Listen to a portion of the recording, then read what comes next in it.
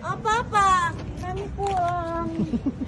Bekerja dengan benar pun masih bisa dipidanakan. Kasus Kenny Misha Sonda jadi peringatan keras buat kita semua. Setelah 7 bulan berproses hukum, akhirnya pada 17 Maret 2025, Pengadilan Negeri Jakarta Selatan memutuskan kasus Kenny Misha Sonda.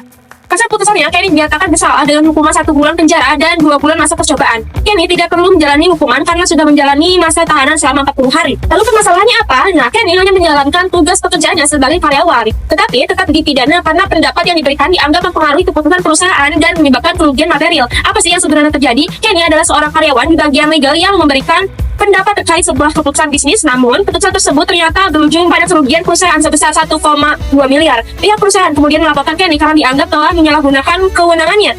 Pasal yang didakwakan, pertama pasal 374 KUHP tentang penggelapan dan jabatan, kedua pasal 378 KUHP tentang penipuan. Yang ingin terlibat yang pertama terdakwa yaitu Kenny Misha Sonda, yang kedua pelapor yakni perusahaan merasa dirugikan akibat putusan yang dipengaruhi oleh pendapat Kenny. Yang ketiga saksi, yaitu atasan langsung dari rekan kerja yang mengetahui proses pengambilan putusan. Yang keempat ahli hukum perusahaan yang memberikan keterangan terkait SOP dan batas kewenangan Kenny. Kenapa ini jadi presiden yang buruk? Nah, jika pekerja di bidang legal, HRD, finance atau posisi strategis lainnya memberikan pendapat yang dianggap keliru atau menyebabkan kerugian, mereka bisa diproses secara pidana. Lalu memberikan nasihat profesional saja bisa berujung ke meja hijau jika dianggap melampaui kewenangan atau menyebabkan kerugian. Pelajaran buat kita semua, yang pertama pastikan job desk jelas dan tertulis. Kedua, kewenangan bertindak harus tertulis. Ketiga, ikuti SOP dengan ketat. Yang keempat, semua instruksi dan keputusan harus terdokumentasi. Yang kelima, gunakan disclaimer dalam setiap pendapat profesional. Jangan sampai kasus Kenny jadi presiden buruk buat kita semua. Pastikan semua tertulis, jelas dan terdokumentasi. Penyelesaian hukum terkait pekerjaan, pembuatan kontrak atau pelanggaran hak cipta, Legal siap membantu. Pertama, konsultasi langsung dengan tim profesional. Yang kedua,